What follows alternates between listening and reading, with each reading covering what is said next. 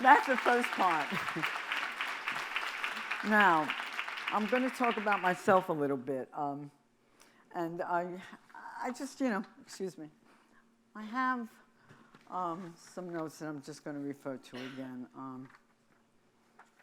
I started out in high school, and I was like, I had 4,000 kids in my school. It was in New York City. There were about 900 in the graduating class. I was the best math student, maybe in the whole school. So my guidance counselor got a hold of me and said, oh, aerospace, engineering, be a mathematician. Right, I wish. Be a math teacher. That's what I was told. The best math student in the school. You can be a math teacher. So I got into college, and somehow I got into a college that had, I wanted to be a lawyer, that had engineering, and I found my way into it, actually. And it wasn't so bad. I studied electrical. And the people, I was a cute kid, and, so it worked out all right. But there were things. I mean, there was one class that we took, machinery, which was a very, very difficult class. And back when I went to school, grades ranged from F to A. It wasn't all A's and B's. People failed. Almost every class there were F's, especially in engineering. So I got a C, and that was phenomenal. They had the grades on the door of the door to the classroom, and that's how they did it. They posted the grades back then, so everyone saw everyone's grade. I'm coming around the corner, seeing the boy standing there. She got a C, she's sleeping with him. And that there was a certain mentality like that, and that repeated itself. I had a class where this was control systems, another difficult class. The teacher was the author of the book that we used. And I went to the class, and then I left. It was the first day. And then I saw some friends later on the day that went to the second class. And the teacher walked in, looked around, and he said, thank God there's no women in this class. And that was the mentality. They didn't want women in engineering. They didn't want to teach women. They just wanted it to be the old boys club.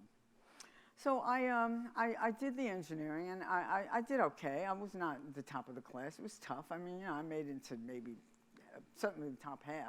Of course, I never studied. But I got a summer job it was 5 years for me, and I got a summer job between year 4 and 5, which was drafting at an electrical contractor. My sister worked for a general contractor, and she knew somebody, and she got me a job. And that worked out all right. I mean, again, I was a cute kid, so everyone liked me. And, they used to tease me about being an engineer, oh, you're so, but I was an oddity, and I amused them. The men would say, all of them, or most of them, women could never be electricians. Women could never be electricians because they can't hump pipe, which means to carry pipe. But they like saying the word hump around me. I mean, all the things that electricians do, the guys that hump pipe are the dumbest ones. No offense. If anyone's humping pipe here, I'm sorry. But, I mean, that was the kind of attitude that they had. And that's how they would justify my being there by an engineer. Well, you'd never be an electrician. And they let me go out. I was doing slab drawings, which shows where the conduit goes into the slab, concrete slab, so that everything is concealed, and then you pull the wires through. And I was doing the drawing showing where the pipes went from one spot to another so that they could put them in the slab when the rebar was down before the pour. So as a reward to me, they let me come out to the job and see my work. So towards the end of the summer, I went out to the job with my boss and another guy, and we walked the job, and we came back, and everything was fine. The next day, there was a memo from the general contractor. No women on any job sites. And it actually said, and I would kill to have a copy of this memo. It actually said, women's hairdos are not conducive to the wearing of hard hats. It actually said that. And women's shoes are not acceptable for walking on job sites, so no women. The author of that became my mentor. And I called him my mentor and my tormentor because he harassed me constantly, and we'll get into that in a minute. Anyway, I went full-time to this company after I graduated. There were no jobs for engineers. It's hard to believe, but it's true. And I got married before I graduated, and I had met my husband at work, so everything was different. I was no longer the cute kid. I was Pete's wife, and I was just, I had an accountant or the controller, whoever it was that was doing the checks, and she changed my name to Barbara Ress. I was Barbara Tahan. So I said, I want to keep my maiden name. Absolutely not. I wouldn't allow it. She wouldn't hear of it.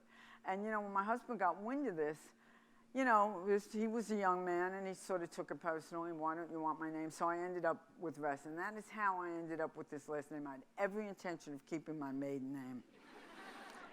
Anyway, I left that company because they made me an estimator, which is okay. Kudos to all estimators, important job.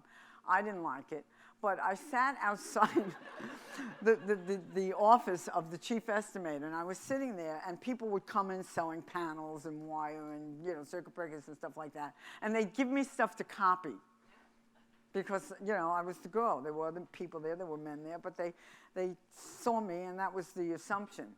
And you know what? I quit. I left that job, and I went to a big electrical contractor. And again, I was an estimator. But they gave me like a little job to run as a project manager, and it was good. It was Irving Trust Bank. I remember that. And I'll tell you a quick story about that. I got to stop doing this, but I'll do this one. On the job, it was a reno, so you had to put stuff in ceilings. We had this Latino electrician, journeyman electrician, who was maybe my height, maybe a little taller, and very thin and wiry. He was, without a doubt, the most important person on the job because he could get in and out of the spaces. So much for the theory of these big, burly men, right? Anyway, I did that job. It was nice. It was fine. We had an opportunity to bid a job in Russia, the Moscow World Trade Center. And we were in the top 3. So and I was working on it. I worked day and night on this. And we went out with the Russians. Let me tell you something. You want to talk about sexist. But it's all okay. They invited us to Moscow, and the whole team was going to go except Barbara. Because Barbara was a woman. You can't send a woman with men to Moscow. So I didn't go. And then not long after that, I got an opportunity to be a project manager on a project called Citicorp Center, which is a big building in New York, and it was a very hot building. The project manager there liked me. The labor foreman liked me. And they wanted me to go out into the field. The office was on a floor in the building and work there. The superintendent, the vice president, everybody was happy about it. It was great, and it was a good opportunity for me. Superintendent of labor said, no. He was in charge of all the labor on all our jobs, and he said, no, there will not be a woman in the field. And, there was no pushback against that. They just thought, okay, and that was it. They were my opportunity, so I quit. I gotta move this up. I gotta speed this up a little bit. I went to work for a general contractor.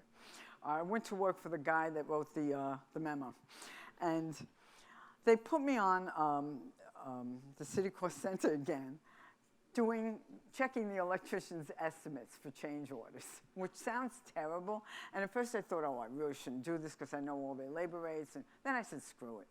Let me tell you something. They were thrilled because they hadn't gotten a change order approved in over 2 years. And there was a room full of change orders, like, the size of 2 of these tables together, really, literally filled with all trades. And what happened was I finished the electricians, and my boss, my mentor, said to me, okay, you're going to do the plumbing. I said, I don't know anything about plumbing. And he said to me, you know what, they want to be paid.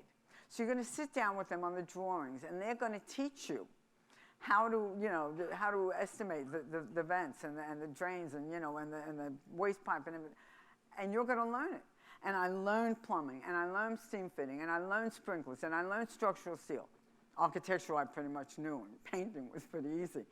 I learned all these trades, and I became very fluid and versatile. And when the job this was a temporary job when he hired me just to do the electricians, and then it just kept expanding. And when we got a big job, the Grand Hyatt Hotel, they put me on that job. So I was an assistant project manager on that project, and I did the change orders, and of course, and I did requisitions. And then my mentor, Artie, said to me, I want you to be the mechanical superintendent. I don't know if you know what that is, but one of the main jobs of the mechanical superintendent back before you had BIM and before you had CAD and all this stuff was making sure everything fit in the walls and the ceilings. And in that building, there was so much existing material, it was impossible to get everything in. I was supposed to I'd sit down in the room with 5 men, all working for each different contractor, and they would all have their drawings, and we'd put everything on one drawing. And every time one thing hit another thing, like a duct hit a pipe or something like that, we would figure out how to fix it. Either we'd flatten the duct or we'd move the pipe, and people work together, tried to work together. I would not, the ceilings were sacrosanct. I wouldn't drop a ceiling. I wouldn't move a light fixture, everything. I made these people move their equipment, fix their equipment. And there was one the tin knocker had black iron duct for the kitchen. Black iron duct's expensive. And he made it all already before coordination. And I made him throw some of it out.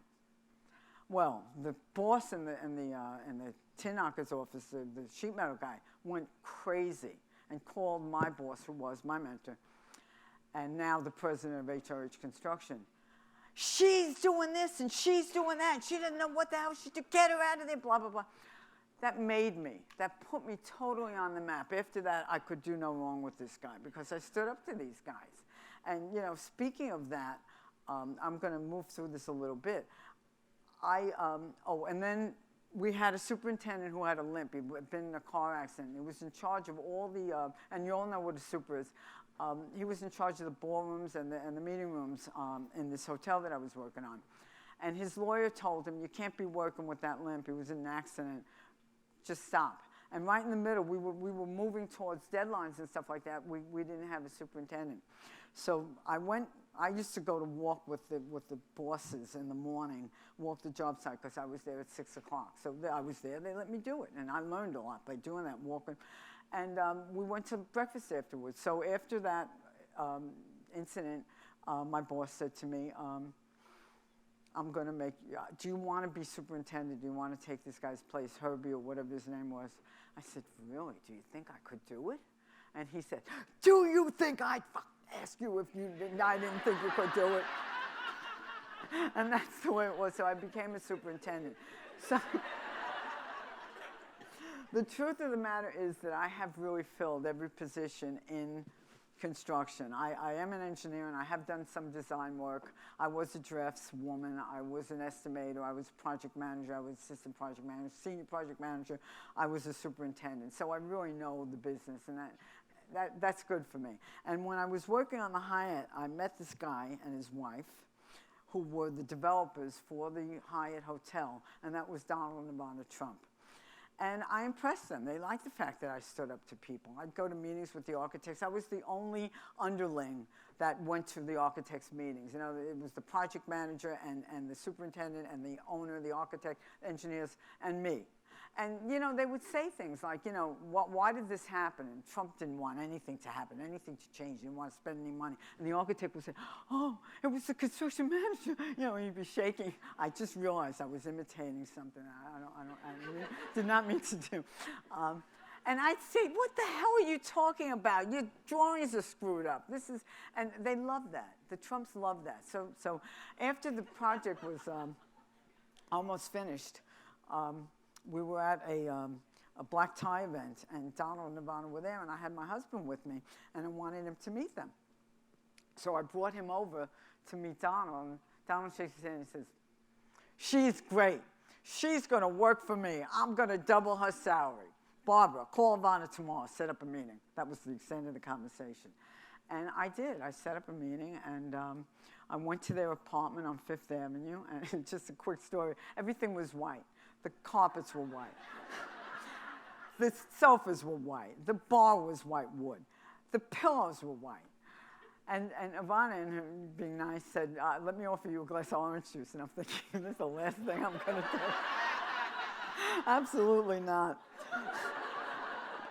So anyway, in this meeting, Donald told me all about, how great Trump Tower was going to be, and it was going to be an iconic building, and it was going to be the only one of its type, and it's, he had a crew in the Hyatt, and he wasn't bringing them over. He was hiring me.